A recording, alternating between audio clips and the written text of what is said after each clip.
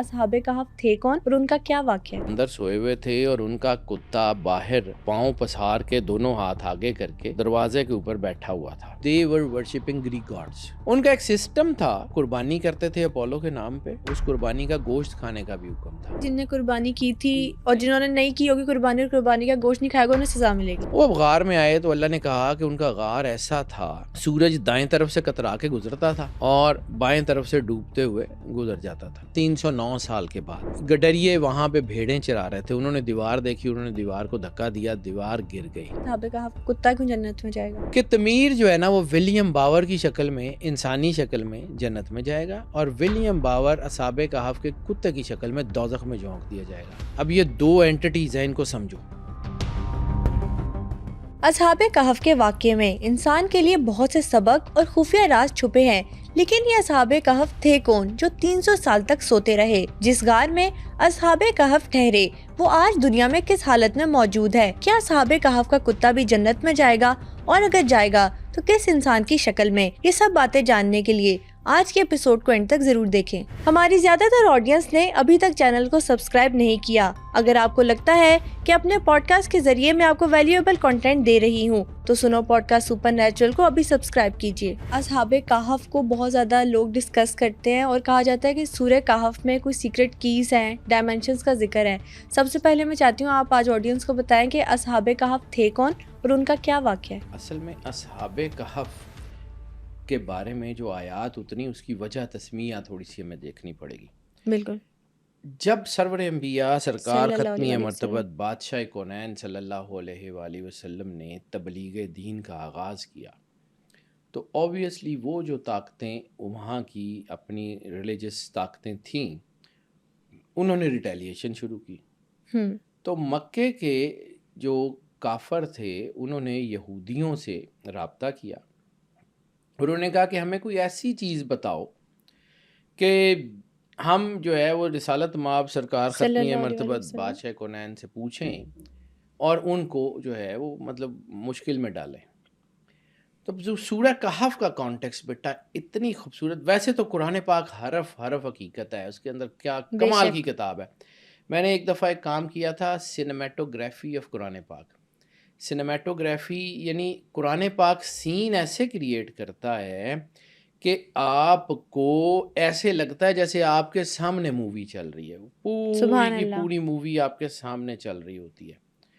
اور وہ جو سینیمیٹوگرافی ہے اس میں اصحاب کہف کی بھی سینیمیٹوگرافی ہے, یعنی آپ کو ایسے لگتا ہے کہ جیسے اصحاب کہف بالکل سامنے اور پردے پہ آپ ان کو دیکھ رہے ہیں. جب انہوں نے یہ سوال کیا تو قرآن پاک کا سنٹیکس ہے نا, یعنی کسی کو جتانے کا کہ یہ یا رسول اللہ, یہ انہوں نے جو اصحاب کہف کے بارے میں آپ سے پوچھا ہے تو ان کو صحیح معلومات ہم بتائیں گے. یعنی میں مفہوم بیان کروں, اس کا ترجمہ نہیں کروں, لیکن اللہ جو ہے اس کا ایک جتانے والا انداز ہوتا ہے کہ یہ جو تم نے مجھے دیا ہے نا یہ تمہیں بھی نہیں پتا, میں بتاتا ہوں حقیقت کیا ہے. اوکے. یعنی اس ٹون میں وہ بات کرتا ہے اللہ کہ ہم بتاتے ہیں کہ یہ کیا ہے. یعنی ان کو اپنے جو ہے وہ چیزوں کے بارے میں جو ہے ان کو نہیں پتہ. یا جیسے آگے اللہ کہتا ہے کہ جیسے یہ کہتے ہیں کہ وہ 3 تھے اور چوتھا ان کا کتا, وہ 4 تھے اور 5واں ان کا کتا. ٹھیک ہے, اور پوری آگے کا سنٹیکس کہ وہ 7 تھے اور 8واں ان کا کتا, لیکن اس کو کہیے کہ ہم اس کے اوپر اتنی زیادہ بات نہیں کرتے. لیکن اللہ نے جتا بھی دیا, بتا بھی دیا کہ they were 7 اور 8واں ان کا کتا, اور سین ایسے کریٹ کرا. یعنی میں پہلے سین کی بات کر رہا ہوں, پھر ان کی فلسفی کے اوپر بات کر رہا ہوں. بالکل صحیح. ٹھیک ہے, یعنی جب وہ غار میں سوئے ہوئے ہیں تو اللہ کہتا ہے کہ وہ اندر سوئے ہوئے تھے اور ان کا کتا باہر جو ہے وہ پاؤں پسار کے دونوں ہاتھ آگے کر کے تو دروازے کے اوپر بیٹھا ہوا تھا. اور اس غار پہ جب تم جاؤ گے, یعنی اس کا ترجمہ یہ مفہوم یہ بنتا ہے کہ جب تم جاؤ گے تو تمہارے اوپر ایک خاص قسم کا روب, ایک خاص قسم کا جلال طاری ہو جائے گا اور تم کوشش کرو گے یہاں سے نکل جاؤ. یعنی اب اس میں اس کتے کی ڈائمینشن کا ذکر نہیں ہے, پوری ایمبینس کا ذکر ہے کہ وہاں پہ اللہ نے ایک روب, ایک ہیبت کہ لوگ اس طرف جائیں بھی نہ. بالکل صحیح. اب اللہ کا نور جو ہے وہ ایسی چیز ہے, یا اللہ کا نور ایک ایسی اینٹی کا نام ہے جس نے چاروں طرف سے جب چیزوں کو گھیرتی ہے نا تو نیگیٹو طاقتیں یا عام لوگ اس کے قریب بھی نہیں پھٹک سکتے. تو اللہ تعارف کیا کرتا ہے؟ وہ سچے لوگ تھے جن کو اللہ نے عزم دیا، جن کو اللہ نے اپنے دین کے اوپر پرعزم کر دیا، اور وہ دربار میں جا کے بڑے عزم سے بات کی. یعنی ڈیسیس وہ بادشاہ تھا، دقیانوس جسے کہتے ہیں. یعنی دقیانوس کیوں کہتے ہیں کہ جو ہمارے ہاں ایک رواج ہے کہ جی دقیانوسی باتیں مت کرو. یہ دقیانوس وہ بادشاہ تھا جس کے مرنے کے اوپر پوری معلوم دنیا میں جہاں جہاں رومن امپائر تھی جشن ہوا تھا. ایران سے اتنا لے برا کے بادشاہ تھا. ایران سے لے کے سربیا، یعنی آپ کا کیا خیال ہے کہ یہ اٹلی پہ ان کی حکومت تھی؟ آج کی دنیا کے 48 ملک جو تھے، 48 کنٹریز آج کی دنیا کے، وہ under the flag of Roman empire تھے آج کی دنیا کے. یعنی پورا یورپ، اس کے علاوہ یہ رشیا والی پٹی میں آدھے سے زیادہ رشیا، کچھ حصہ ترکی کا، پھر اس کے علاوہ یہاں سے ایران تک، یعنی یہ ریڈ سی والی سائڈ کے اوپر، یہ ساری رومن امپائر تھی. ٹرکی میں کچھ حصہ تھا، کچھ ادھر تھا، ایران تک، خراسان تک. تو یہ چھوٹی امپائر نہیں تھی. اب ہوا کیا کہ یہ واقعہ کب کا ہے؟ عیسیٰ علیہ السلام کے جو ہے وہ بعد کا. اب عیسیٰ علیہ السلام جو ہیں وہ دنیا سے جو ہے وہ جب تشریف لے کے گئے ہیں، جب زندہ اٹھائے گئے ہیں، تو ان کی ایج تھی تقریباً 30 سے 33 سال. تو 33 عیسوی یا 30 عیسوی میں عیسیٰ علیہ السلام جب آسمان کے اوپر اٹھا لیے گئے، تو پھر جو ہے وہ اس کے کچھ عرصے بعد، اب میں اس بات میں نہیں جاتا کہ کتنے 100 سال ہوئے کتنے نہیں ہوئے، لیکن عیسیٰ علیہ السلام سے بعد کا، اور رسالت مآب سرور انبیاء صلی اللہ علیہ وآلہ وسلم سے پہلے کا واقعہ ہے. اب اللہ تعارف کرا رہا ہے کہ وہ متقی لوگ تھے، اہل ایمان تھے، اور اپنا ایمان بچا کے وہ غار میں جا چھپے. اب قرآن پاک میں ان کا نام دو طرح سے لیا گیا ہے، ایک اصحاب کہف اور ایک اصحاب الرقیم، لکھے ہوئے لوگ. رقیم رقم سے، مرقوم سے. یہ ہوا کیا؟ اب اس کو تھوڑا سا واقعہ بتا کے پھر بتاتا ہوں کہ قرآن پاک کیا کمال کی کتاب ہے. یعنی قرآن پاک جب کسی کو نریٹ کرتا ہے نا تو وہ بتاتا ہے کہ یہ this is the book of God, these are the word of God. اس کی چھوٹی چھوٹی نیٹی گریٹی کو بڑے آسان لفظوں میں بتا کے، یعنی ایک لفظ ہے الرقیم، اس میں پوری سٹوری بتا دی. عرب مشہور تھا، عرب سمجھیں، عرب مشہور تھا اپنی فصاحت اور بلاغت پہ. عرب کو بڑا زوم تھا کہ ہم جو ہے وہ بولنے والے لوگ ہیں اور باقی پورا عجم ہے، گونگا. عجم کا مطلب ہے گونگا. یہ جو ام القریٰ کے لوگ تھے نا، ان کو اپنے پڑھنے لکھنے سمجھنے، اپنی فصاحت بلاغت پہ بڑا یقین تھا. سبا معلقات جو خانہ کعبہ کے اوپر لگتی تھی اس وقت کی فصاحت اور بلاغت کی معراج ہوا کرتی تھی. اب دوسری طرف نکل جائیں گے، واپس آتے ہیں. تو جب اللہ نے جو ہے وہ ان کا تعارف کرایا نا الرقیم، تو اس میں پورا ایک لفظ میں یہ پوری ڈائمنشن اللہ نے بتا دی. ہوا کیا؟ جب ان لوگوں کو ڈیسیس نے بلایا اور کہا کہ تم جو ہے وہ پولیتھیزم کی طرف آؤ، جو ہے توحید کو چھوڑ دو. اب پولیتھیزم کیا تھا یہ بھی چلیں تھوڑا سا بتا دوں، بات لمبی ہو جائے گی لیکن میں بتا دوں. دے ور ورشپنگ اپولوز. اپولو جو گریک متھ کے، کیونکہ رومن امپائر بیسیکلی گریک سے انسپائرڈ تھے یا وہیں کا ان کا تھا سسٹم، تو دے ور ورشپنگ گریک گاڈس، اپولو اور دوسرے. ان کا ایک سسٹم تھا کہ وہ لوگ جو ہے وہ قربانی کرتے تھے اپولو کے نام پہ، اور قربانی جب اپولو کے نام کے اوپر کرتے تھے تو پھر اس کو جو ہے وہ صرف قربانی کرنے کا حکم نہیں تھا، اس قربانی کا گوشت کھانے کا بھی حکم تھا. یعنی قربانی جانوروں کی یا کسی چیز کی اپولو کے نام پہ کی جاتی تھی. ڈیسیس نے قاضی مقرر کیے ہوئے تھے، جو قاضی ان کی نگرانی میں لوگوں کے لیے اپنے گریک گاڈز کو یا ان کے جو ملٹی جو گاڈز تھے ان کو خوش کرنے کے لیے قربانی دیتے تھے. اب چونکہ یہ لوگ کرسچینس تھے، بیسیکلی دے ور کرسچینس، عیسیٰ علیہ السلام کے ماننے والے تھے، تو جب یہ اپولو کے اوپر یا اس کے اوپر قربانی نہیں کرتے تھے تو ان کی فقہ میں بھی وہ گوشت یا چیزیں حرام تھیں جو کہ اللہ کے سوا کسی اور کے نام پہ ذبح کی گئی ہوں. Okay, justify. اس لیے ان کو صرف اس نے یہ نہیں کہا کہ تم نے، جو عام لوگ ہیں جو ڈی سی ایس خود ان کی قربانی کرتا تھا، تو اس نے لوگوں کو بھی کہا کہ تم نے قربانی کرنی ہے، صرف قربانی پیش کر کے آنا نہیں ہے، قربانی کا گوشت کھانا بھی ہے. قربانی کا گوشت بھی کھانا ہے، وہاں جشن بھی منانا ہے، اور قاضی جو ہے وہ پورے تمام علاقوں میں وہ جو ان کا جو قاضی کہہ لیں یا اس کا کوٹیئر کہہ لیں، وہ پوری رپورٹ بنائے گا اور وہ بادشاہ کو بھی بھیجے گا، اور ان کو بھی بتا جو ہے نا وہ ان کی جو ایک لاگ بک یا اس میں بھی یہ سائن کرے گا کہ انہوں نے قربانی دی تھی نہیں دی تھی، پورا مطلب ان لوگوں کی لسٹ بنائی جائے گی جن نے قربانی کی تھی اور جنہوں نے نہیں کی ہوگی قربانی اور قربانی کا گوشت نہیں کھائے گا انہیں سزا ملے گی. بالکل ایسے ہی. اوکے. تو جب یہ چیز چل رہی تھی تو پھر کچھ لوگوں نے جو قربانی نہیں کھاتے تھے یا کچھ کرتے تھے ان کو سیگریگیٹ کیا گیا، ان کو علیحدہ کیا گیا، اور پھر ان کو دربار میں بلا لیا گیا. ان میں اصحاب کہف کے لوگ تھے. اب اصحاب کہف کے جو لوگ تھے ان کو جب بلایا تو پہلے جو جہاں پہ اللہ کہتا ہے کہ ان کو اللہ نے عزم دیا، انہوں نے جو بات کی، انہوں نے جو جس لہجے سے بات کی، وہ دیٹ واز، جسے اللہ جس کی تعریف کرے، بیٹا دیکھو جس کی تعریف اللہ کرے وہ کتنا خوبصورت ہوگا. بے شک. تو اللہ کہتا ہے ان کو ہم نے عزم دے دیا، ان کے لفظ، ان کو دین میں دل ان کے جو ہے وہ توحید کے اوپر پختہ کر دیے. جہاں سے میں نے دل کی بات کی تھی کہ دل ان کے اس کے اوپر پختہ کر دیے، ان کا اللہ کے ساتھ ایک لو ریلیشن قائم ہو گیا. اس سے اچھا میرے پاس ترجمہ نہیں تھا، کوئی لو ریلیشن ود گاڈ. تو پھر اس کے بعد جب انہوں نے جو ہے ڈی سی ایس نے ان کی باتیں سنی تو ڈی سی ایس نے ان کو سزا دینے کا فیصلہ کر لیا.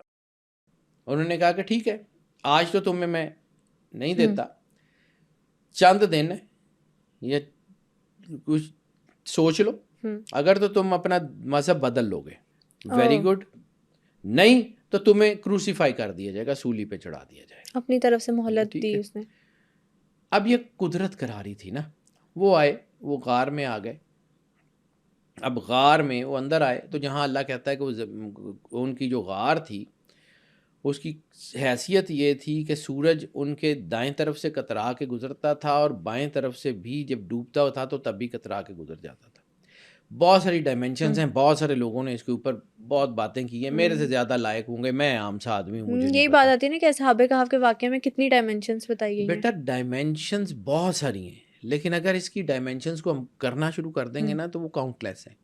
ہم اپنے ٹاپک سے ہٹ جائیں گے. میں صرف اتنی بات کر رہا ہوں، ہم اپنی جو ہے وہ ہم نے یہ جان کے، جب اللہ قرآن پاک میں کہتا ہے کہ اللہ جو ہے وہ کہتا ہے کہ ہم تم سے اس بارے میں زیادہ بحث نہیں کرتے، تو اس کا مطلب ہے کہ بہت ساری چیزوں کو ہمیں چھوڑ دینا چاہیے جب اللہ کہہ رہا ہے. لیکن جتنی ضروری ہے اتنا جاننا بھی ضروری ہے. اللہ نے بار بار قرآن پاک میں یہی کہا ہے نا کہ کوئی ہے جو سوچے سمجھے، تو سوچنا سمجھنا ضروری ہے. میں نے جو آپ کو کہا نا کہ میں واقعات سے زیادہ اس کی فلسفی پہ بات اس لیے کر رہا ہوں کہ مجھے اس بات میں زیادہ انٹرسٹ ہے کہ کیوں کیا گیا، اس کے پیچھے ڈائمینشنز کیا ہیں، رادر کہ میں آپ کو کہانی سنا دوں کہ وہ یہ تھے، ان کا نام یہ تھا، ان کا یہ تھا، ان کا یہ تھا، اور پھر اس کے بعد کہانی سے سبق کیا ملتا ہے یہ بھی ضروری ہے. Basically the lesson. اب آ جائیں جی اسی طرف کہ وہ جو لوگ جب آئے غار میں تو اللہ نے یہاں سے میں آپ کو ایک اور بات، یہ بہت خوبصورت ڈائمینشنز ہیں، اس کی ڈائمینشنز کو سمجھتے جائیں، ایک ایک ڈائمینشن میں پوری یونیورس ہے.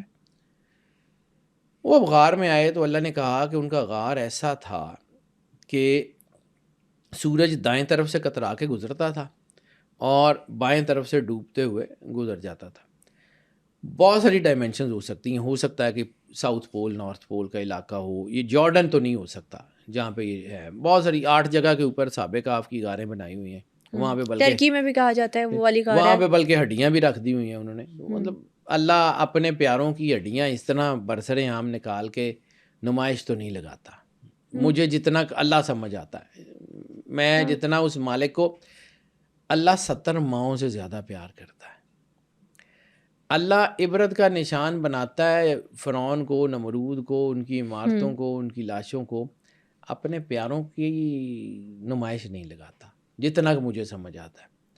تو وہ جو ہڈیاں، وہ میرا دل نہیں مانتا، میرا عقیدہ نہیں مانتا، میری شاید اللہ کے ساتھ جو ہے نا وہ ایک اور طرح کی ایک جو ہے وہ ریلیشن ہے. تو مجھے یہ سمجھ نہیں آتا کہ یار اللہ مالک ہے، کار ساز ہے، کچھ بھی کر سکتا ہے، ٹھیک ہے، میں اس کے کیے پہ ہاتھ نہیں رکھتا، لیکن میرے اندر والا اس کو ذرا مانتے ہوئے ڈرتا ہے کہ جی جس طرح ہڈیاں برسرے عام پڑی ہوئی ہیں، لوگ آ کے اٹھاتے ہیں، اور اگر اللہ جو ہے وہ ان کو، ٹرکی والا ہے وہاں پہ تو ویلاگرز جا کے باقاعدہ وہ غار دکھاتے بھی ہاں ہیں. بیٹا میں وہی کہہ رہا ہوں نا کہ وہاں پہ وہ ہڈیاں بھی دکھاتے ہیں کہ جی یہ دیکھیں یہ اصحاب کہف کی ہڈیاں ہیں، وہ اٹھا کے ویڈیو میں دکھاتے ہیں. بیٹا پہلے بھی ایک دو دفعہ ایسا ہوا، پھر وہ پتہ لگا کہ جہاں سے وہ ہڈیاں ملی ہیں وہاں پہ تو کچھ 400 کے 500 لاشیں اور ہیں. تو وہ اصحاب کہف 400 500 تو نہیں تھے، ٹھیک ہے. ٹو کٹ شارٹ اس کی طرف ان کی تعداد کیا تھی کیا نہیں، اللہ نے جب نہیں کی تو ہم اس میں کون ڈائمینشن کی طرف آتے ہیں. وہ اس غار میں سو گئے، یعنی اس غار کو اگر آپ سمجھیں کہ دائیں اور بائیں، تو میں جتنا عام سا آدمی ہوں مجھے سمجھ آتا ہے کہ ناردرن سائیڈ کے اوپر جو ہے اس کا کہیں سے راستہ تھا، اور سورج ایسٹ سے نکلتا تھا، ویسٹ میں غروب ہو جاتا تھا، تو وہ ان کی غار کے اوپر ڈائریکٹ سن لائٹ نہیں آتی تھی. میں اس کے اوپر کہ جی وہ کہیں اور ڈائمینشن تھی، کسی اور گیٹ وے سے آئے تھے یا نہیں تھے، آئی ڈونٹ نو. لیکن جب اس کو دیکھیں تو پھر ایک اور چیز، واستو میں جب میں نے بات کی تھی، واستو شستر کی، کہ آپ کے گھروں میں سب سے زیادہ پازیٹیو وائب کس طرف سے آتی ہیں؟ ناردرن سائڈ کے اوپر. پوری ارتھ کے اوپر پازیٹیو وائبریشنز یا ایسٹ سے آتی ہیں یا نارتھ سے آتی ہیں. کبھی زندگی رہی تو اس کے اوپر بھی بات کریں گے کہ یہ ہورائزن کی جو ہے وہ پازیٹیوٹی، جسے اللہ نے کہا کہ ہم نے ان کے ماحول کو برکت دے دی. ماحول کی برکت ہوتی کیا ہے؟ برکت آخر کیا چیز ہے؟ اس کے اوپر پھر کبھی صحیح زندگی رہی تو بات کریں گے، چھوڑیں. کم ٹو دا پوائنٹ، کیونکہ ہم اپنے پوائنٹ سے ہٹ جائیں گے. اصحاب کہف کی ڈائمینشن کے وہ زمین کے کھلے حصے کے اوپر سو گئے. ایک کھلا حصہ تھا اور ایک پلیٹو تو نہیں اسے کہیں گے، کہ اللہ جب اس کو کہہ رہا ہے کہ ہموار زمین ہے، کہ کھلا حصہ، تو اللہ نے پہلے وہاں پہ ان کے سونے کا، لیٹنے کا پورا انتظام کر رکھا تھا، ہوا کی ڈائمینشنز کا، ایک ایک چیز کا. پھر اس میں ایک اور چیز، جب یہ ہوا ڈی سی ایس نے دیکھا کہ وہ لوگ غائب ہو گئے، تو ڈی سی ایس نے حکم دیا. اب میں الرقیم کے اوپر آتا ہوں کہ الرقیم کیوں، اس کو ذہن میں رکھیے گا کہ اللہ نے اصحاب کہف کے ساتھ الرقیم کا لفظ کیوں کیا. اس کی ڈائمینشن بتاتا ہوں. بہت خوبصورت کتاب ہے بیٹا. جب میں قرآن پاک کو پڑھتا ہوں تو مجھے لگتا ہے کہ کوئی ایسی کتاب ہے جو ویژول بک نہیں ہوتی، that is kind of visual book. وہ ایسے اپنے پورے منظر کشی کرتی ہے. اب جو ہے وہ ان کو ڈھونڈنے کا حکم دیا تو لوگوں نے دیکھا کہ ایک غار ہے، لیکن اس کے اوپر دہشت، اللہ جہاں پہ کہتا ہے نا کہ اللہ نے اس غار کے اوپر رعب اور جلال طاری کر دیا. ڈی سی ایس نے کہا ڈھونڈو، لوگوں نے ڈھونڈ لیا وہ غار ڈھونڈ لیا. لیکن اب غار کے اوپر اللہ نے دہشت ایسی طاری کی ہوئی تھی کہ لوگوں کو اندر جانے کا حوصلہ نہیں تھا. اب اللہ کہہ رہا ہے کتا، ہو سکتا ہے وہ کتا تھا، قرآن پاک نے کہا ہے بالکل ٹھیک ہوگا، 100% ہوگا، لیکن وہ کتے کے اندر کوئی اسپرٹ، کوئی چیز، کوئی ایسی تھی جو باہر ہاتھ ایسے پھیلا کے. کبھی آپ نے یہ پیرامڈ آف گیزا میں دیکھا ہے کہ وہ جو ابو الہول ہے اسفینکس، وہ بھی ایسے ہی ہاتھ ایسے پھیلا کے، اور وہ ٹھیک ہے. میں صرف ریزونیٹ کرنے کی بات کروں تو کوئی ایسی چیز اللہ نے ان کے دروازے کے اوپر بٹھا دی. اور یہ کتے کی سگنیفیکینس کیا ہے اس کے اوپر بھی بعد میں بات کرتا ہوں کہ یہ کتا کیوں اہم ہے. اصحاب کہف تو چلو نیک آدمی تھے، توحید پرست تھے، یہ کتا کیوں، اس کا ذکر کیوں اللہ نے کیا، اس کو کیوں میڈیم بنا کے اس کے اوپر کیوں کیا، اس کے بارے میں روایات کیوں کہتی ہیں کہ یہ کتا جو ہے یہ جنت میں جائے گا کہ تعمیر بن کے، اور ولیم باور جو ہے وہ اسی کتے کی شکل میں دوزخ میں جائے گا، اور یہ کتا جو ہے وہ ولیم باور کی شکل میں جنت میں جائے گا. یہ ولیم باور کا قصہ بھی آگے آپ کو بتاتا ہوں اسی میں. اب جو ہے وہ جب وہ اس کے اندر جانے کی انہوں نے کوشش کی کہ ان کو پکڑیں، وہ جا نہیں سکے. تو ڈی سی ایس نے کہا کہ اچھا ایسے کرو کہ اس غار کی دیوار کو نا مکمل طور پہ سیل کر دو تاکہ یہ اندر ہی مر جائیں، اندر ہی ختم ہو جائیں. ڈی سی ایس نے وہ دیوار بنانے کا حکم دیا، تو وہ جو اس کا ایک وزیر تھا یا جو وہ اندر سے اسپرچول آدمی تھا یا توحید پرست تھا، بادشاہ کے ساتھ جوڑا ضرور ہوا تھا لیکن اندر سے وہ ٹھیک آدمی، تو اس نے اس اصحاب کہف کا پورا واقعہ کاپر کی 2 شیٹس کے اوپر لکھ کے، کاپر کی شیٹس کے اوپر یہ واقعہ پورا آتا ہے کہ یہ کاپر کے اوپر انہوں نے جو تختیاں بنائیں کاپر کی، اس کے اوپر لکھ کے اور اس دیوار کی فاؤنڈیشن میں رکھ دیا، اور ایک اس کی کاپی بادشاہ کے جو اس خزانہ تھا وہاں جمع کرا دی۔ اصحاب کہف کا پورا واقعہ ہوا کیا، کیسے ہوا، ان کے نام کیا تھے، ان کی چیزیں کیا تھیں، ان کی ڈائمینشنز پورا رقم کر کے لکھ کے جو ہے وہ اس کے ساتھ رکھ دیا۔ اب لوگ کہتے ہیں کہ جی وہ باہر ٹانگ دیا گیا تھا، باہر ٹانگ دیا گیا ہوتا تو ڈی سی ایس ظالم بادشاہ تھا، اتروا دیتا، ان کے نام کیوں تھے؟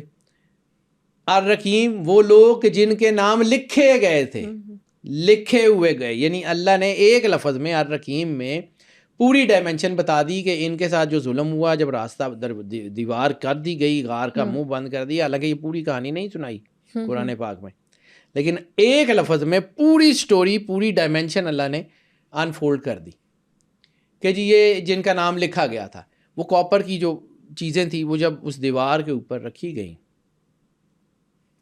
تو پھر وقت گزرتا چلا گیا۔ 300 سال، 309 سال کے بعد کچھ گڈریے وہاں پہ بھیڑیں چرا رہے تھے، انہوں نے دیوار دیکھی، انہوں نے دیوار کو دھکا دیا، دیوار گر گئی۔ اب دیوار گر گئی تو پھر اللہ نے ان کو نیند سے جگایا، نیند سے جگایا۔ اب یہاں پہ ایک اور چیز، نیند کا کانسیپٹ میں چونکہ تھوڑی روک کے بات اس لیے کہہ رہا ہوں کہ تھوڑا سا سمجھا سکوں۔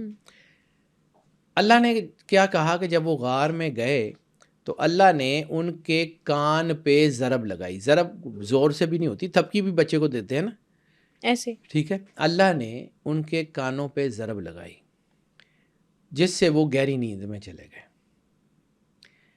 اب یہاں پہ بھی روکیں، جیسے میں نے دل کی بات کی ہے نا کہ دماغ کا ذکر کیوں نہیں کیا، دل کا کیوں کیا، تو یہاں پہ بھی اس کو روکیں۔ نیند کا تعلق کانوں سے کیسے ہے؟ نیند کا تعلق کانوں سے کیسے ہو سکتا ہے؟ مطلب کانوں پر ضرب لگائی تو سو کیسے گئے؟ سوال تو آتا ہے۔ تھپکی دی یا لوری سنائی یا کچھ سنائی، اب اس کو سمجھیے، وہ جو ہمارے وہ بزرگ یا بڑی اور مائیں وہ لوری سنایا کرتی تھی نا، اب ضرب لگانا یہ کہ کان کے پردوں پہ وائبریشن دی، ڈیفرنٹ پرسپیکٹیو آج آپ نے لوری کا کانسیپٹ۔ اچھا اس میں صرف لوری بھی نہیں، اللہ کائنات کا مالک ہے، وہ مطلب کہتا ہے نا میں 70 ماؤں سے زیادہ پیار کرتا ہوں، تو ٹھیک ہے ایک طرح سے یہ بھی، لیکن اب آپ سائنٹیفکلی سمجھیے، آپ نے کبھی سلیپ میوزک یا میجیکل میوزک، میڈیٹیٹنگ میوزک کو سنا؟ انٹرنیٹ بھرا پڑا اس سے، ٹھیک ہے، اب 3 ہرٹز یا 528 ہرٹز یا مطلب مختلف اس میں ہے کہ اس کی فریکوینسیز ہوتی ہیں جو انسان کو ڈیپ سلیپ میں لے جاتی ہیں، انسان جو ہے وہ سودنگ میوزک سنتا رہتا ہے، یا جیسے بچوں کے لیے الگ ہوتی ہے، بڑوں کے لیے ہر ایج گروپ کے حساب سے الگ۔ تبتین جو ہے وہ سارا یہ جو پیناسولا ہے، یہ چائنا، جاپان، اس میں یا برما، اس طرف کی جو سارا جو پیناسولا ہے وہاں پر وہ جو مونکس ہیں وہ بیلز جو رنگ کرتے ہیں، اسے پہاڑوں میں آواز گونجتی ہے۔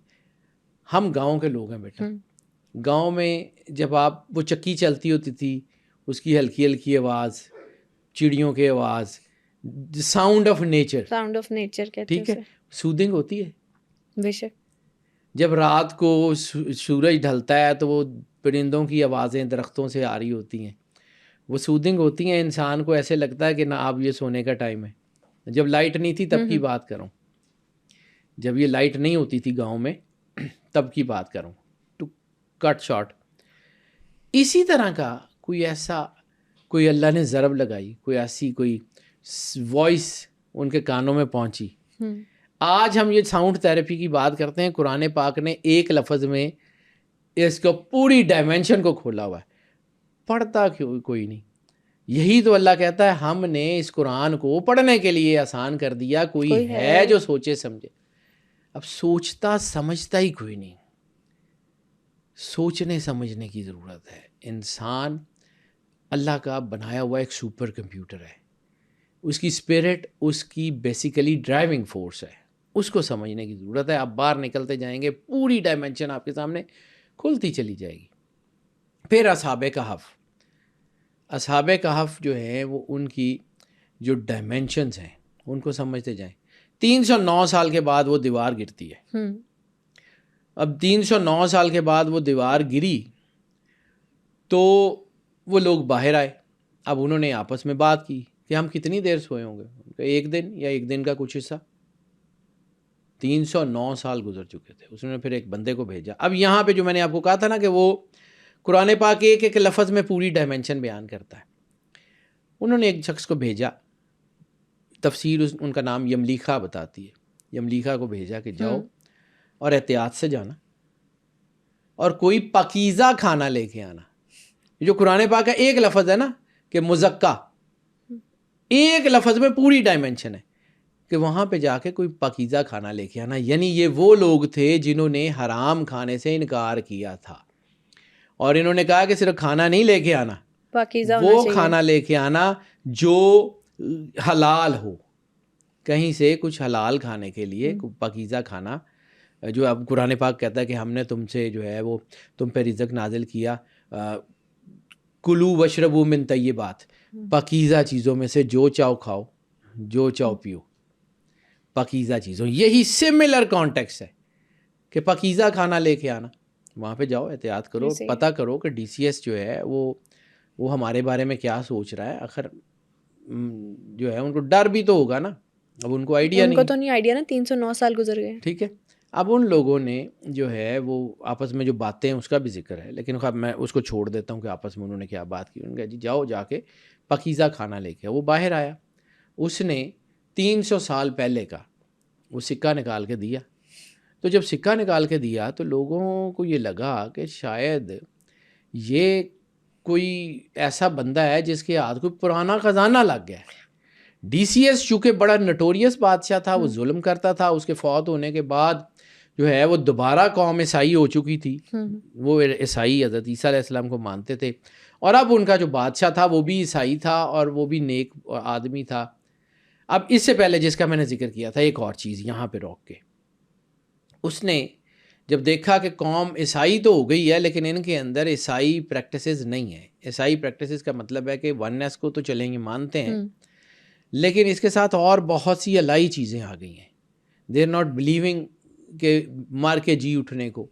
یعنی اب مار کے جی اٹھنے کا کانسیپٹ سمجھیے گا. قرآن پاک کیا کہتا ہے کہ عیسیٰ علیہ السلام جو ہے وہ ان کو زندہ اٹھا لیا گیا. اور بائبل میں ایک کانسیپٹ ہے کہ میں دنیا سے جاؤں گا اور پھر 3 دن کے بعد دوبارہ زندہ اٹھوں گا، زندہ ہو اٹھوں گا. اس کے اوپر قوم بحث کر رہی تھی بار بار. تو اس بادشاہ نے اللہ سے پریئر کی کہ یا اللہ کوئی ایسا کانکریٹ معجزہ دکھا کہ میری قوم مر کے زندہ ہو اٹھنے کو مان جائے. جس وقت اس نے دعا کی اسی وقت وہ دیوار گری اس غار کے باہر کی اور پھر اصحاب کہف باہر نکلے. پھر وہ سکہ باہر آیا مارکیٹ میں. جب سکہ باہر آیا یعنی اللہ پورے سیکوینسز کو کنٹرول کر رہا تھا. اللہ نے 309 سال پہلے یہ سیکوینس کنٹرول کر لیا ہوا تھا. یعنی کائنات کا مالک ہے، اس کے ہاتھ میں ہے، سب پتہ ہے اللہ کو کیا ہونے والے آگے. تو وہ اس نے جب اس کو سارے کو، تو پھر جب وہ جو ہے وہ باہر آئے انہوں نے وہ سکہ دیا. یعنی ایسے ہی سمجھ لیں کہ آج کو دن کوئی بندہ جو ہے وہ اکبر کے دور کا کوئی سکہ لے کے مارکیٹ میں آ جائے تو لوگ اس کو جو ہے وہ دیکھیں گے اس سکے کو تو لوگ کہیں گے کہ بھائی یہ پیسے کتوں آئے، کتوں آئے. اب وہ تو اپنے دور کے پیسے چلا رہے تھے نا، 300 سال گزر گئے ہوئے تھے. تو جب انہوں نے وہ دیکھا کہ DCS کے دور کا سکہ ہے، DCS چونکہ نوٹوریس بادشاہ تھا، لوگوں نے کہا کہ جی کچھ خزانہ ملا ہے. وہ اطلاع ملی جو ہے وہاں کے جو اس شہر کا کوئی بڑا تھا، میئر کہہ لیں کچھ کہہ لیں، اس کو ملی. تو اتنی دیر میں یہ لوگوں کو آئیڈیا تھا کہ کچھ لوگ غائب ہوئے ہیں کیونکہ DCS نے ان کی سرچ کروائی، سب کچھ تھا. لوگوں کو یہ پتہ تھا کہ پرانے دور میں کچھ لوگ غائب ہوئے ہیں. تو جب انہوں نے یہ بتایا کہ ہم جو ہیں وہ چلے گئے تھے پھر ہم باہر آئے ہیں تو ہم DCS سے DCS کا کیا بنا، دقیانوس کا کیا بنا. تو انہوں نے کہا تھا وہ تو 300 سال ہو گئے ہیں، وہ مر گیا ہوا، اور اس کے مرنے کے بعد تو ہم اب تو ہم کرسچن ہیں۔ اب لوگوں نے جب یہ سنا تو ان کے اندر ایک چھوٹی سی جو ہے وہ ڈیزائر جاگی۔ وہ ایک آدمی کو لے کے وہ اپنے اس وقت کا جو شہر کا جو بڑا تھا اس کے پاس گئے، اس نے کہا کہ جی تحقیق کرائیں، لے کے چلیں۔ لے کے چلنے کا جب حکم ہوا تو انہوں نے کہا جی اچھا چلیں، میرے ساتھ چلتے ہیں، میں دیکھ لیتا ہوں۔ وہ جب وہ لے کے غار کی طرف آئے تو وہاں دیوار گرائی گئی، تو اس میں سے وہ گولڈن کاپر کی یا گولڈن کی وہ سلیٹیں برآمد ہو گئیں، جس پہ ان کے نام بھی لکھے ہوئے تھے، ان کا پورا واقعہ بھی لکھا ہوا تھا۔ وہ چیزیں، وہ سلیٹیں لے جا کے انہوں نے پیٹروس جو ان کا بادشاہ تھا اس کو پیش کی۔ پیٹروس نے اپنے خزانے میں سے جو ہے وہ اس کی دوسری کاپی منگوائی، ٹیلی کی، تو اٹ واز ریئلٹی۔ پیٹروس بطور بادشاہ ان کو گریٹیٹیوڈ دینے، ان کا شکریہ ادا کرنے، ان کی عزت کرنے کے لیے اپنی فوج کے ساتھ آ گیا۔ جب ان لوگوں نے یہ دیکھا نا کہ ہم لوگ جو ہے وہ اب مشہور ہو رہے ہیں، یا لوگ ہماری مطلب جو ہے وہ بہت زیادہ رسپیکٹ کر رہے ہیں، تو انہوں نے ان سے جو ہے وہ اب راستہ بدلا، اور انہوں نے کہا کہ جی بس ٹھیک ہے، ہمارا کام جتنا تھا اللہ نے ہم سے لینا تھا وہ لے لیا، اللہ نے اپنی ایک نشانی دکھانی تھی، دکھا دی، قدرت دکھانی تھی۔ ناؤ وی آر گوئنگ، اب ہم اس پوری جو ہے نا وہ لائم لائٹ میں نہیں رہیں گے۔ یعنی وہ اپنی جو لائم لائٹ تھی، یعنی وہاں پہ فیم تھا، ظاہر سی بات ہے لوگ ان کو جو ہے وہ ایک سینٹس کے طور پہ، ایک بڑے لوگوں کے طور کے اوپر یا شخصیت پرستی کی طرف آ رہے تھے۔ یہ جو توحید پرست لوگ ہوتے ہیں ان کے اندر ایک اور بڑی چیز ہوتی ہے کہ یہ شخصیت پرستی کی طرف آتے نہیں ہیں۔ یہ اس لیے نہیں ہے کہتے کہ جی سانو بابا بنا کے مان لو، تو وہ دے آر آؤٹ، انہوں نے تو وہ اپنی ڈیوٹی سمجھ کے ٹھیک ہے کیا نا۔ بیٹا۔ جو ہمارے یہاں سینٹس ہیں، پھر کبھی زندگی رہی تو اس کے اوپر بھی بات کروں گا۔ بلے شاہ نے کبھی اپنے گرد بندے اکٹھے کیے ہو، سخی سلطان بہو نے بندے اکٹھے کیے ہو، شاہ حسین نے بندے، بلکہ لوگ تو ان کے خلاف تھے۔ ان کے جانے کے بعد لوگوں نے محسوس کیا کہ یار یہ تو کوئی بہت بڑے لوگ تھے، جیسے بارے میں سخی سلطان بہو کہتے ہیں کہ نام فقیر تھے نا دباہو قبر جنا دی جیوے۔ ان کے تو مزار فیصلے کرتے ہیں کہ یہ کون ہے، ان کی تو قبریں فیصلے کرتی ہیں کہ یہ کون ہے۔ اسی طرح اصحاب کہف کی اس غار نے فیصلہ کیا یہ کون ہے۔ اصحاب کہف دوبارہ اس غار میں گئے، اور دوبارہ جو ہے وہ اللہ نے ان کو سونے کا حکم دیا، اور پھر ان کے اوپر موت طاری کر دی۔ جب لوگوں نے دیکھا کہ دے آر گون، اب وہ جو اللہ کا بنایا ہوا سسٹم تھا، اس کو بھی سمجھیے کہ اس وہاں پہ اس دہشت آج بھی ہے، دہشت۔ اور میں جتنا قرآن پاک کو سمجھتا ہوں، جتنا تھوڑا بہت قرآن پاک کو سمجھتا ہوں، قرآن پاک کے لفظ اٹرنل ہوا کرتے ہیں۔ یعنی یہ نہیں ہو سکتا کہ جو ان کی غار ہو آج وہاں لوگ بھاگے پھریں اور کیمرے اور یہ وہ، اگر اللہ نے وہاں دہشت طاری کی ہے تو آج بھی وہاں وہ دہشت ہونی چاہیے۔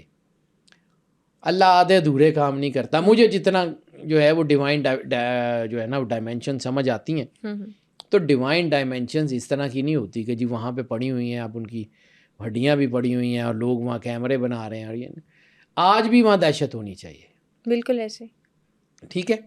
تو میرا نہیں خیال ہے، میرا عقیدہ نہیں مانتا، ہو سکتا میں غلط ہوں، ہو سکتا میں صحیح ہوں، I never try to justify myself. بالکل ٹھیک ہو گیا۔ اچھا، ایک مرتبہ اصحاب کہف کو اللہ نے خود سلایا اور دوسری دفعہ سونے کا حکم دیا؟ جی، دوسری دفعہ ان کو سونے کا حکم دیا کہ بس تم غار میں چلے جاؤ، بس ٹھیک ہے۔ وہ جا کے سو گئے، اور پھر اللہ کہتا ہے کہ ہم نے ان کے اوپر موت طاری کر دی۔ پھر دوبارہ وہ غار جو ہے اس کے آگے دیوار کر دی گئی، اوکے، اور ان کو دفن نہیں کیا گیا، اسی کے آگے دیوار کر دی گئی۔ اب پھر لوگوں نے وہاں پہ جاتے تھے تو وہاں نہیں جاتے، تو وہاں پر پھر ایک جو ہے وہ قرآن پاک میں ہی آتا ہے کہ مسجد بنانے کا حکم دیا، مسجد سجدہ گاہ، عبادت کی جگہ۔ پھر وہ لوگ وہاں جاتے تھے، ان کے قریب، یعنی دیکھو نا جو عبادت کی جگہ کا مقصد کیا ہے کہ جہاں پہ اللہ کی تجلی ہے، اولیاء کے پاس جا کے ان کے مزاروں پہ جا کے دعا تو اللہ ہر جگہ سن لیتا ہے، پھر وہاں جانے کا کیوں؟ اس کا ایک کانسیپٹ ہے بیٹا، سمجھو کہ جہاں پہ اللہ کی تجلی آلریڈی نازل ہوئی ہے، جہاں پہ اللہ کا امپیکٹ پہلے ہی بہت زیادہ ہے، اس کے قریب کھڑے ہو کے دعا کریں گے، قبول ہوگی؟ سرور انبیاء سرکار ختمی مرتبت بادشاہ کونین صلی اللہ علیہ وآلہ وسلم کے روضہ اطہر پہ کی جانے والی دعا قبول ہوتی ہے، خانہ کعبے میں کی جانے والی دعا قبول ہوتی ہے۔ مولا حسین علیہ الصلوۃ والسلام کے روضے کے جی قبے کے نیچے کی جانے والی دعا اللہ ضرور سنتا ہے. ٹھیک ہے. اسی طرح بہت ساری جگہیں. کیوں؟ اس لیے کہ آپ وہاں پر اللہ کی تجلی کے قریب ہوتے ہیں. دعا کسی عمارت کی، کسی مزار کی، کسی گنبد کی محتاج تو نہیں ہے. دعا عربی، فارسی، اردو، انگریزی کی محتاج تو نہیں ہے. دعا ہاتھ اٹھانے یا نہ اٹھانے کی محتاج تو نہیں ہے. پھر ان جگہوں کے اوپر کیوں قبول کی جاتی ہے؟ پھر کیوں اللہ کہتا ہے وہ مسجد اقصی بارکنا حولہ، ہم نے اس کے ماحول کو برکت دے دی. وہ برکت جو ہے وہ اللہ کے نور کے قریب ہونے کا نام ہے. اس لیے وہاں پر ایک مسجد تعمیر کر دی گئی. اب جب مسجد وہاں تعمیر کر دی گئی، کیونکہ سربیا میں بھی اصحاب کہف کی غار ہے، عمان میں بھی ہے، ترکی میں بھی ہے، وہ جو ہے وہ اس طرف آرکٹک والی سائڈ کے اوپر بھی ایک جو ہے وہ اس کا ملتا ہے کہ جی وہاں بھی ہو سکتی ہے. کچھ 14 کے قریب مقامات ہیں اصحاب کہف کے. اللہ جانے اس کی اصل کیا ہے. لیکن یہ مسٹری ہے کہ اثرگار ہے کہاں پہ. بیٹا اللہ اتنی آسانی سے اپنے وہ اگر مسٹری ہے، آپ خود کہہ رہے ہو کہ مسٹری ہے، تو مسٹری تو ہوتی وہی ہے جو چھپی ہوئی ہو. اگر وہ اوپن ہوتی تو وہ مسٹری کیوں ہوتی؟ مسٹری کا مطلب، راز کا مطلب تو وہ ہے کہ جو عام لوگوں کو نہیں پتا.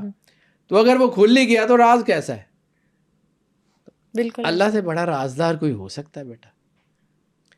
سو keep this thing in your mind کہ اللہ کا کام بڑا ہی کمپریہنسو ہوتا ہے.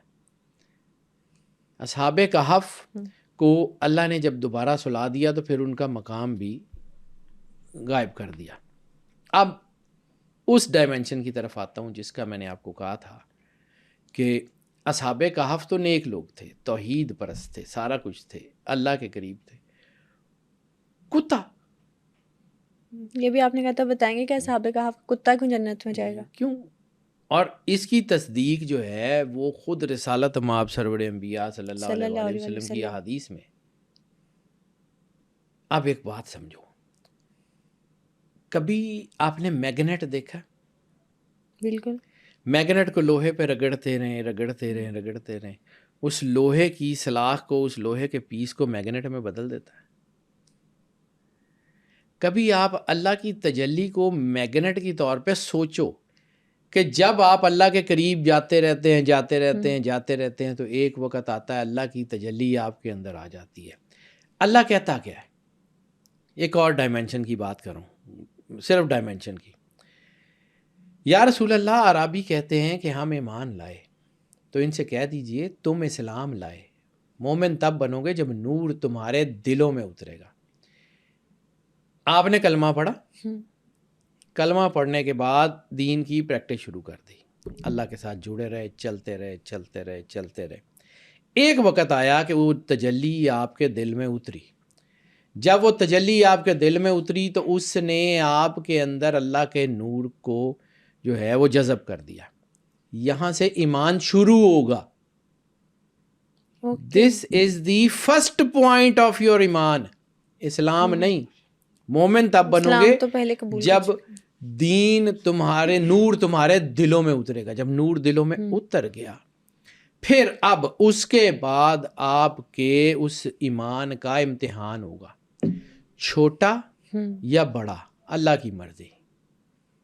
اللہ چھوٹا امتحان لے کے پاس کر دے، اللہ بڑا امتحان لے کے پاس کر دے، اللہ کی مرضی. لیکن ہوگا. زندگی کے کسی نہ کسی موقع کے اوپر اگر آپ جو ہے وہ دین میں داخل ہو گئے، جیسے قرآن پاک میں اللہ کہتا ہے کہ اے ایمان والو دین میں مکمل طور پہ داخل ہو. ٹھیک ہے، اسلام میں مکمل طور پہ داخل ہو، یہ آدھا نہیں. پھر اسی طرف آئے کہ وہ نور دلوں میں اترا، اس کا امتحان ہوا، تو اب کوئی سرٹیفکیٹ بھی تو دے گا نا اللہ. کوئی بچہ ہے وہ اسکول میں پڑھتا ہے، اسکول میں سب سے پہلے کیا ہوگا؟ اسکول میں ایڈمیشن. تو اسلام کا ایڈمیشن کا نام ہے لا الہ الا اللہ پڑھنا، اقرار باللسان، مسلمان ہونا. اب مسلمان ہوں گے، اب آپ اس کو دین کو سمجھیں گے، پڑھیں گے، اس کے ساتھ زندگی گزاریں گے. ایٹ ون ٹائم اسکول یہ ڈیسائیڈ کرے گا کہ اب ان کا امتحان لینا ہے. یعنی اب یہ بچے ہمارے بونافائڈ اسٹوڈنٹ ہیں، ان کو ہم نے پڑھا لیا ہے, کریکولم ختم ہو گیا ہے, اب اس کا امتحان ہوگا.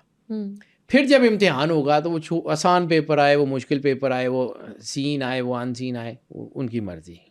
ٹھیک ہے, اللہ امتحان لے گا. جب اللہ امتحان لے گا تو اس کے بعد سرٹیفکیٹ کیا دے گا کہ یہ ہمارے ہیں. ہوں اللہ ایکسیپٹ کرے گا نا ان کو, ان کے دین کو ایکنالج کرے گا, تو کیا سرٹیفکیٹ دے گا؟ امتی کا. These are ours. رسالت مآب سرور انبیاء صلی اللہ علیہ وآلہ وسلم کے سگنیچر سے ایک, یا مطلب بظاہر سگنیچر سے, یا مطلب ایک نور کی ایک دستاویزات آپ کے نامہ اعمال کے ساتھ لگ جائے گی کہ یہ ہمارا ہے. امتی اتنا ہی آسان ہے, اتنا ہی سستا ہے کہ ہم نے کلمہ پڑھ لیا اور ہم بس امتی ہو گئے. کبھی قرآن پاک میں قرآن پاک کو پڑھتا ہوں بیٹا, میں قرآن پاک کا آدمی ہوں, میں نے دین کو کسی اور طریقے سے پڑھا ہے. قرآن پاک جو ہے نا وہ بڑی خوبصورت کتاب ہے. میں بار بار کہتا ہوں مجھے یہ کتاب اتنی خوبصورت لگتی ہے, اس کی چیزوں کو سمجھتے سمجھتے, یعنی ایک چیز پڑھو 10 اور کھل جاتی ہیں آگے سے آگے. اس سے کئی سوچ کے آپ دروازے ایسے کھلتے سمجھیں جاتے ہیں. بیٹا یہ لامتناہی کا, انفینٹی کا سفر ہے, یہ اینڈ لیس ٹریول ہے ود ان دا سیلف. قرآن پاک کی پرتیں بتاتی ہیں. امتی کا کانسیپٹ کیا ہے کہ امتیوں نے امت وسطیٰ سرور انبیاء سرکار ختمی مرتبت بادشاہ کونین صلی اللہ علیہ وآلہ وسلم کی امت, جس طرح نبی یونیک ہے, 1,24,000 نبی مل کے بھی سرور انبیاء صلی اللہ علیہ وآلہ وسلم جیسے نہیں, اسی طرح رسالت مآب کا امتی بھی 1,24,000 نبیوں کی امت جیسا بھی نہیں. یہ امت وسطیٰ ہے. اس امت نے نبیوں کی گواہی دینی ہے, تو نبیوں کی گواہی ان کے سچے ہونے کی کیسے دی جائے گی؟ یہ آپ کے اوپر بیتی ہو یا آپ کا پتہ ہو, آپ اس ڈائمینشن کے قریب رہے ہوں گے. میں نے جہاں سے شروع کی ہے میگنیٹ, جسٹیفائی ہو گئی. اللہ کا نور آپ کے ساتھ چلتا رہے گا, آپ کی زندگی کو بدلے گا. میں نے بار بار بات کی, کریکٹر. اسلام اگر آپ کے کریکٹر میں نہیں ہے نا تو زبان سے پڑھ لیں, کچھ بھی نہیں. علامہ صاحب بیٹا, علامہ محمد اقبال ہم نے اپنے سسٹم سے نکال کے نا سب سے بڑا ظلم کیا اپنے بچوں سے. پچھلے پوڈ کاسٹ میں الکیمی کی جیسے آپ نے بات کی کہ اندر علامہ انسان کا محمد روشن ہونا چاہیے. اقبال بہت بڑی ڈائمینشن کا نام ہے. علامہ محمد اقبال اتنی کمال کی کہ زبان سے کہہ بھی دیا لا الہ تو کیا حاصل, دل و نگاہ جو مسلمان نہیں تو کچھ بھی نہیں. یعنی آپ کا دل اور آپ کی نگاہ. وہ جہاں پہ علامہ صاحب یہ کہتے ہیں پھر اس میں عجب کیا کہ تو بے باک نہیں ہے, اس کا پہلا مصرع کہ مجھے بھول گیا تھوڑا سا, یعنی اس میں یہ لکھا ہوا ہے کہ نگاہ پاک نہیں ہے, پھر اس میں عجب کیا کہ تو بے باک نہیں ہے.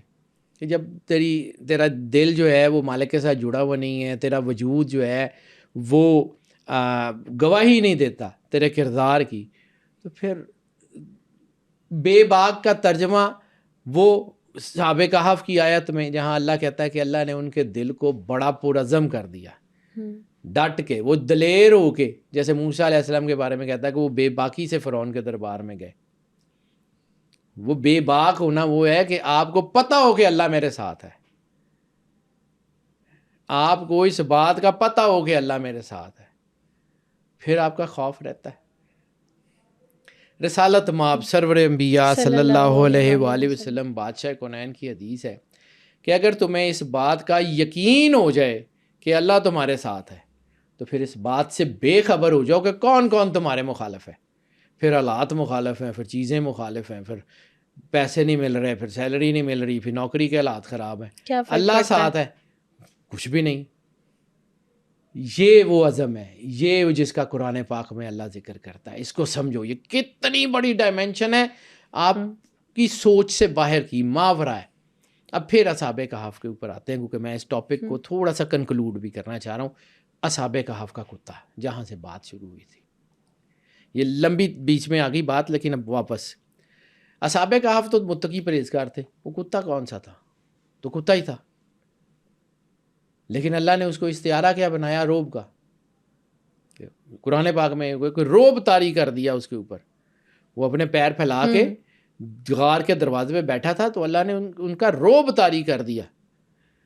اس نجس مخلوق کو اللہ جو ہے وہ بتا رہا ہے کہ وہ اس کا ایک روب تھا، اصحاب کہف کے اس نور کا روب تھا. تو پھر ہوتا پتہ کیا ہے بیٹا، کہ جو آپ کے پراپس ہوتے ہیں نا وہ آپ کے ساتھ جاتے ہیں. یعنی میں نے اگر گھڑی پہنی ہے، میں کہیں جاؤں گا تو میری گھڑی میرے ساتھ جائے گی. ایسے ہوتا ہے. میں نے وہ کوئی رنگ پہنی ہوئی ہے تو میں جہاں جاؤں گا میری رنگ میرے ساتھ جائے گی. میرے پراپس میرے ساتھ جائیں گے نا. جب اصحاب کہف کو اللہ نے قبول کیا تو اس کا جو پراپ تھا ان کا، میں پراپ جو لوگ میڈیا میں ہیں وہ اس کو زیادہ آسانی سے سمجھ سکتے ہیں، ٹھیک ہے. تو وہ جو پراپ تھا ان کا وہ کتا تھا نا، تو اللہ نے اس کو بھی قبول کر لیا. یہ نہیں کہا کہ اس کو باہر بھیجو، ٹھیک ہے. اب جب ان کے اوپر اللہ کی نظر پڑتی تھی، اللہ قرآن پاک میں کیا کہتا ہے، اللہ ان کی کروٹیں بدلتا تھا، کروٹیں بدلاتا تھا. تو جب اللہ کی نظر پڑتی تھی ان کے اوپر پڑتی تھی تو اس کے اوپر بھی پڑتی تھی. تو پھر آپ کو مولانا روم کا وہ مصرع سمجھ آتا ہے، یک زمانہ صحبت با اولیاء بہتر 100 سال طاعت بیریا.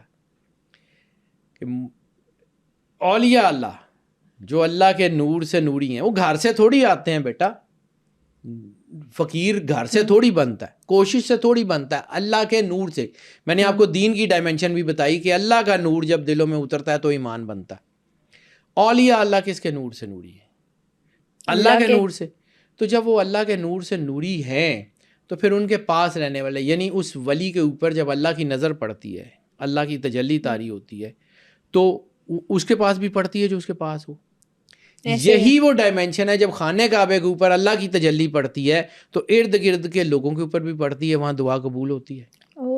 جب سرور انبیاء سرکار ختمی مرتبت بادشاہ کونین کے روضے کے اوپر تجلی اللہ کی پڑتی ہے تو ارد گرد کے جو لوگ وہاں کھڑے ہوتے ہیں وہاں پہ بھی پڑتی ہے، ان کی دعا قبول ہوتی ہے.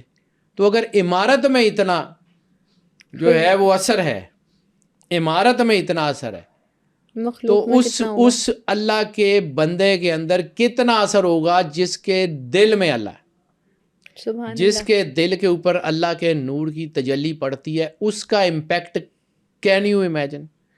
یعنی خانہ کعبہ اٹ سیلف عبادت عمارت کی تھوڑی ہے، عمارت کی عبادت تو نہیں ہے نا.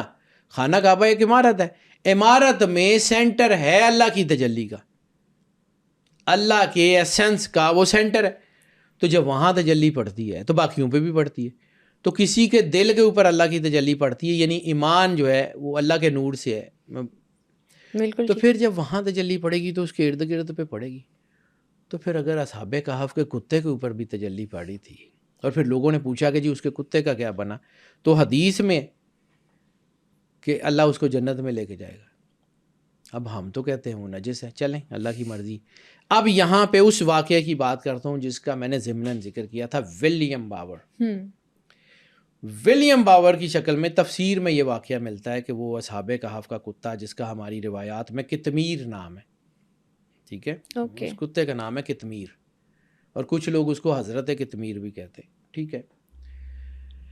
قطمیر جو ہے نا وہ ولیم باور کی شکل میں، انسانی شکل میں جنت میں جائے گا، اور ولیم باور اصحاب کہف کے کتے کی شکل میں دوزخ میں جھونک دیا جائے گا. اب یہ دو اینٹیز ہیں، ان کو سمجھو.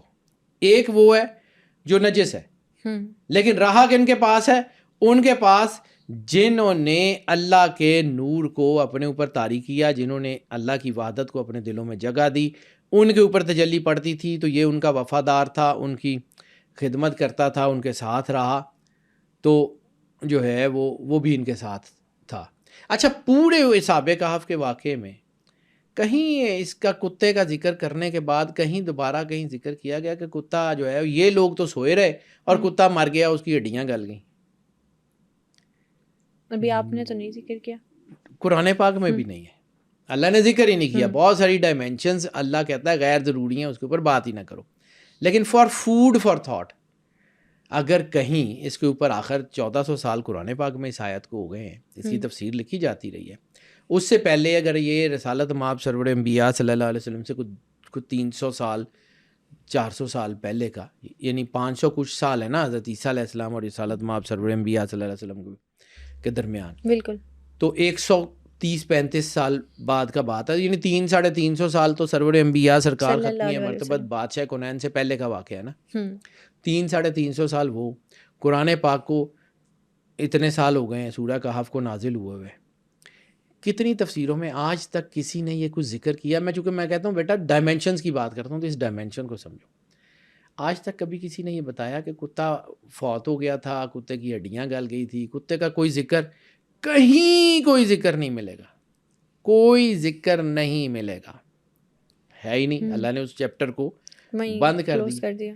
لیکن اگر کہیں وہ کتے کی ہڈیاں گل گئی ہوتی یا کتا بیٹھا بیٹھا کر گیا ہوتا تو وہ دیوار گرنے کے بعد سب سے پہلے ان ہڈیوں کا ذکر تو ہوتا نا، کہ جو دیوار پہ وہ لوگ تو اندر تھے لیکن وہاں پہ کچھ ہڈیاں پڑی ہوئی تھیں۔ جہاں پورے واقعے کی آج ڈیٹیلز ہے اس ہم کا بھی ہوتا۔ یوٹیوبرز وہ اتنی بڑی بڑی جو ہے وہ ویڈیوز بناتے ہیں اصحاب کہف کی غار کے اندر، اصحاب کہف کی ہڈیاں دکھاتے ہیں، باقی اس بیچارے دی ہڈیاں کتنے نہیں دکھائیاں۔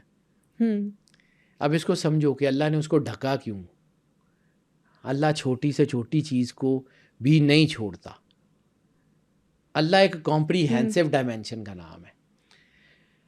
پھر واپس ولیم باور کون تھا؟ حضرت موسیٰ علیہ السلام کے دور کا مستجاب الدعوات، بہت نیک متقی پرہیزگار آدمی، ولیم باور، موسیٰ علیہ السلام کا بہت ماننے والا، مقتدی، متقی، پرہیزگار، نیک آدمی۔ پھر وہ کتے کی شکل میں دوزخ میں کیوں جائے گا؟ یہ کہانی بھی پڑھنے والی ہے۔ دیکھو بہت ساری کہانیاں ہمارے پاس موجود ہیں، دیز آر سٹوریز، ان کی اوتھینٹیکیسی کے اوپر سوالات ہیں، صحیح ہے یا نہیں ہے، لیکن ڈائمینشنز تو کھولتی ہیں نا۔ آپ کو اللہ نے عقل سمجھ دی تو اس کو سمجھیے۔ ولیم باور تباہ کیوں ہوا؟ صرف اس وجہ سے، موسیٰ علیہ السلام اپنے دور کے نبی ہیں، ان کی مخالفت، رسالت مآب سرور انبیاء صلی اللہ علیہ وآلہ وسلم کیا کمال کی پرسنالٹی ہیں۔ آپ کی ایک جو ہے وہ حدیث ہے جس کا میں نے پہلے ایک دفعہ ذکر کیا تھا کہ غرور کی بہت سی قسمیں ہیں، سب سے بڑا غرور تقوی کا ہے۔ ولیم باور کو اپنے تقوی پہ، اپنے مستجاب الدعوات ہونے پہ یقین تھا کہ میری دعا تو اللہ سنتا، میں جو کہہ دیتا ہوں اللہ کرتا۔ پھر اس نے کیا کیا؟ فرعون نے اس کو بلایا، اسے کہا کہ یہ پیسے لو، جو مرضی لو، چلو تم مستجاب الدعوات و نیک آدمی ہو، موسیٰ علیہ السلام اور ان کی قوم کے غرق ہونے کی دعا کرو۔ نبی جس کا کلمہ پڑھتا تھا اس کے خلاف جانے کی کوشش کی، سمجھ آئی؟ ولیم باور، کتنی بڑی سزا اس کو ملے گی۔ ولیم باور مستجاب الدعوات ہے۔ اس کے بارے میں اور بہت سی کہانیاں ہیں کہ اس نے فرعون کو کہا تھا کہ چلو میں دعا نہیں کرتا لیکن تم یہ طریقہ ایسے کر لو، اس طریقے سے بنی اسرائیل برباد ہو جائے، لیکن ہیلپ آؤٹ کرنے کی کوشش کی، ہیلپ آؤٹ کی، مستجاب الدعوات ہوتے ہوئے بھی اپنے مقام سے گر گیا۔ اس دور کا بہت بڑا سینٹ ہوتے ہوئے بھی اپنے مقام سے گر گیا، اس دور کا بابا ہوتے ہوئے بھی اپنے مقام سے گر گیا۔ تو صرف اس کو ہماری اپنی سوسائٹی سے ریزونیٹ کرو، جب ہمارے بابے یہ بات کرتے ہیں کہ جی اسی دعا کرساں تے اللہ سن لے سی، کہیں ہم ولیم باور تو نہیں بن رہے؟ ہمارے ہاں جو اولیاء، یہ خانقاہی سسٹم بیٹا اس میں بہت سارے فلاز ہیں، وہ ساری کہانیاں ہمارے لیے سبق ہے نا، بیسز ٹھیک ہوں گی لیکن خانقاہی سسٹم میں جو ہے یہ چیزیں ہیں نا کہ بابا جی کے پاس جا، بس بابا جی نے دعا کر دی تھی تو بس آپ کچھ نہیں کرنا۔ دین تو انڈیویجول ہے، دین تو کسی بابے کا، کسی پیر کا، کسی کا نہیں ہے، دین تو اللہ کا ہے، دین تو سرور انبیاء سرکار ختمی مرتبت بادشاہ کونین کا ہے، رسالت مآب سرور انبیاء صلی اللہ علیہ وآلہ وسلم اور ان کی اہل بیت اطہار علیہم الصلوۃ والسلام سے وفاداری کا نام دین ہے۔ اگر آپ وہ نہیں ہیں، بابا کیا کر لے گا؟ ولیم باور اس دور کے خانقاہی سسٹم کا استعارہ ہے جس نے اپنے جو ہے وہ زوم میں آ کے موسیٰ علیہ السلام کے خلاف جانے کی کوشش کی، اللہ نے تباہ کر دیا۔ اس ولیم باور کو اصحاب کہف کے کتے کی شکل میں دوزخ میں جھونکا جائے گا، اور اصحاب کہف کا کتا اتنا کمال کا ہو گیا کہ وہ نجس ہوتے ہوئے بھی اس کو انسان کی شکل دی جائے گی، انسان کا جسہ دیا جائے گا، اور وہ جنت میں جائے گا. کیوں؟ کہ وہ پاکوں کے ساتھ تھا, وہ نیکوں کے ساتھ تھا, نیکوں کی صحبت. میں نے کہا میں بیٹا سٹوریز پڑھتا ہوں.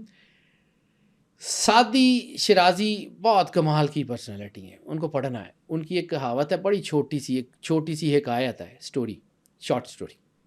اس میں وہ کہتے ہیں کہ میں نے ایک جگہ گیا تو میں نے ایک مٹی کو دیکھا جس میں سے گلاب کی خوشبو آ رہی تھی. تو میں نے اسے کہا کہ اے مٹی, تیرے سے گلابوں کی خوشبو کیسے آ رہی ہے؟ تو اس مٹی نے کہا کہ ہاں میں ہوں تو وہی اندھی تیرا خاک کا لفظ آتا کہ میں وہی اندھیری مٹی ہوں نا, لیکن میں گلابوں کے ساتھ رہی ہوں. ان گلابوں کا اثر جو ہے وہ یہ ہوا ہے کہ ان کے اثر کی وجہ سے میرے اندر بھی وہ خوشبو آ گئی ہے. جب آپ اولیاء کے ساتھ, اہل علم کے ساتھ, اہل دین کے ساتھ بیٹھتے ہیں تو آپ کے اندر بھی وہ آ جاتی ہے. یہ سرندیپ اور اس علاقے میں جہاں پہ یہ سندل کے جنگلات ہیں نا, وہاں سندل کا اصلی درخت ڈھونڈنا مشکل ہو جاتا ہے. کیوں؟ کہ سندل کی خوشبو جو ہے نا وہ ہر درخت میں پھیل جاتی ہے. جس درخت کو سونگو وہاں سے سندل کی خوشبو آ رہی ہوتی ہے, جس درخت کو سونگو وہاں سے سندل کی خوشبو آتی ہے. اصلی سندل کا درخت ڈھونڈنا مشکل ہو جاتا ہے. یہ تو سائنس بھی کہتی ہے نا کہ جن انسانوں کے ساتھ رہتے ہیں آپ ان 5 انسانوں کے ایوریج بن کے سامنے آتے ہیں. یہی دین ہے کہ جب آپ اللہ کے دین کے قریب رہیں گے. میں نے آپ کو وہاں سے میگنیٹ سے شروع کیا تھا کہ میگنیٹ لوہے کے ساتھ رگڑ کھاتا رہتا ہے تو میگنیٹ کر دیتا ہے.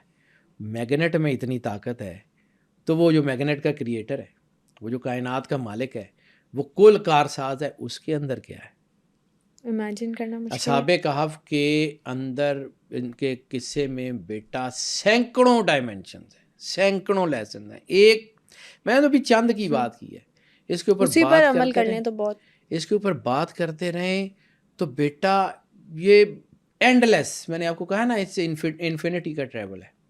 یہ اتنی بڑا ٹریول ہے, اتنی بڑی ڈائمینشن ہے. ہم اس کے اوپر کیوں وقت ضائع کرتے ہیں کہ ان کی غار کہاں تھی؟ ہم اس کے اوپر کیوں وقت ضائع کرتے ہیں کہ وہ اس ڈائمینشن میں ہے, اس ڈائمینشن میں ہے. وہ جہاں مرضی ہو, اللہ کی کائنات ہے نا, وہ جہاں مرضی رکھے, ہمارے لیے وہ جہاں مرضی رکھے. ہم نے اس سے کیا سیکھا؟ اللہ قرآن پاک میں کہتا ہے نا کہ ہم تم سے قصے اور کہانیاں سناتے ہیں اس لیے کہ تم اس سے سبق سیکھو, تم اس سے کچھ جانو. تو اگر ہم یہ صرف قصے کہانیاں سنا کے اٹھ جائیں گے تو ہم نے اسے سیکھا کیا؟ کیا ہم اصحاب کہف کی طرح نیک ہیں؟ نہیں ہے. کیا ہمارا دل اللہ کے ساتھ اس طرح بندھا ہوا ہے؟ نہیں ہے. کیا ہم اللہ کے اوپر اس طرح یقین رکھتے ہیں؟ نہیں ہے. تو پھر ہم کہاں کھڑے ہیں؟ کیا ہمیں اس بات کا یقین ہے کہ اللہ, جیسے میں نے سرور انبیاء صلی اللہ علیہ وآلہ وسلم کی حدیث کا ذکر کیا کہ اگر تمہیں اس بات کا یقین ہو جائے کہ اللہ تمہارے ساتھ ہے تو کتے کو یقین ہوتا ہے نا مالک کا. میں نے ایک کہانی سنائی تھی بیٹا. یہ لوگ مجھے کہتے ہیں کہ جی آپ ایسی باتیں کیوں کر رہے ہو, لیکن میری زندگی میں نا بڑے چھوٹے چھوٹے استاد ہیں. میں نے بڑی چھوٹی چھوٹی چیزوں سے یہ سیکھا ہوا ہے. میرا ایک استاد ہے راٹ وائلر.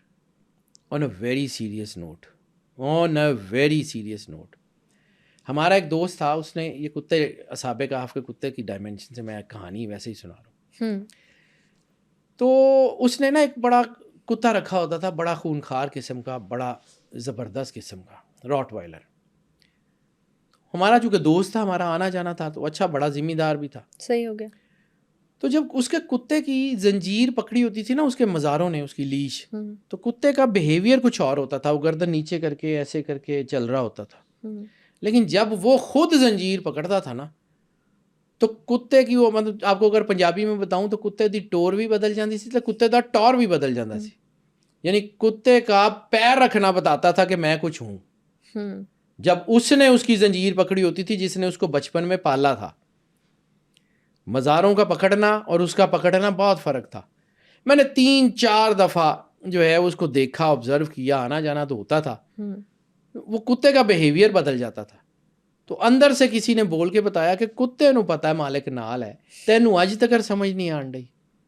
اس دن مجھے یہ حدیث سمجھ آئی کہ اگر تمہیں اس بات کا یقین ہو جائے کہ اللہ تمہارے ساتھ ہے, اس بات سے بے خبر ہو جاؤ کہ کون کون تمہارے مخالف ہے. حالات مخالف ہیں, پیسے نہیں آ رہے, سچویشن خراب ہے, کچھ بھی ہے, تو ساتھ ہے, دیٹس اٹ.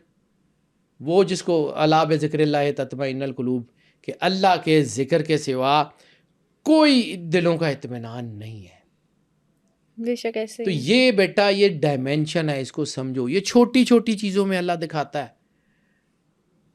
کہ اس کتے کو یقین تھا کہ یہ نیک لوگ ہیں، میں ان کے ساتھ رہوں گا تو میرا کچھ بن جائے گا.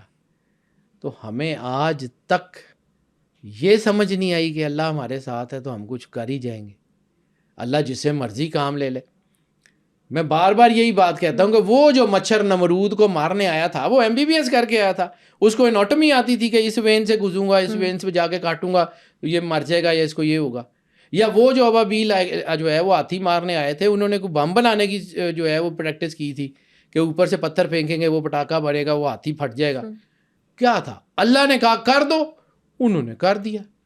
باقی تو جان، تیرا کام جائے، رب تو ہے، اسی ہیں.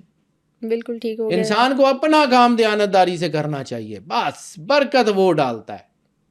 جب آپ اس کے اوپر ٹرسٹ کر کے باہر نکلتے ہیں، وہ خود کرتا ہے، وہ خود کرتا ہے. بالکل ٹھیک ہو گیا. وہ ایک فقیر کا ایک مجھے جملہ یاد آ گیا، وہ کہا کرتے تھے کہ اللہ کام خود کرتا ہے لیکن لیتا بندے سے.